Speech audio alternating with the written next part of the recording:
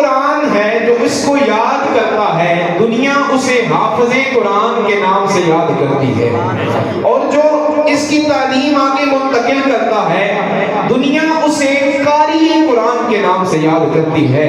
یہ وہ قرآن ہے جو اس کی تفسیر لکھتا ہے، دنیا اسے مفسر قرآن کے نام سے یاد کرتی ہے۔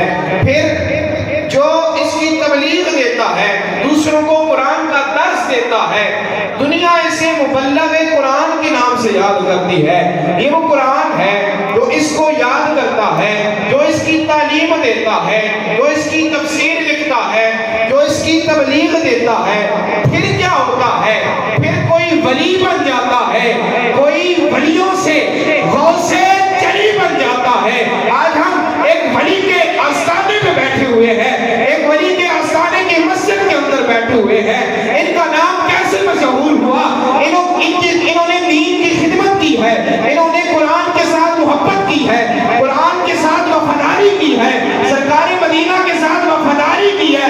آج اگر کوئی انہیں جانتا ہے تو سرکار کے نام سے، آج نہیں کوئی جانتا ہے تو سرکار کے نام سے جانتا ہے، کیونکہ انہوں نے قرآن کو پڑھا ہے، اس کی تفسیر لکھی ہے۔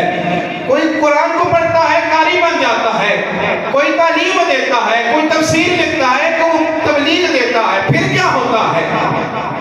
پھر کوئی ان کی طرح ولی بن جاتا ہے، کوئی ولیوں سے غوث چلی بن جاتا ہے، پھر کوئی غوث چلی سے مہر علی بن جاتا ہے۔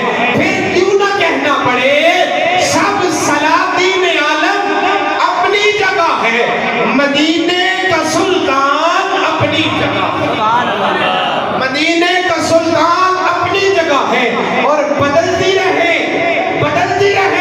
آسمانی کتابیں، محمد کا قرآن اپنی، بدلتی رہے آسمانی کتابیں، محمد کا قرآن اپنی جگہ ہے۔ اب میں مختصر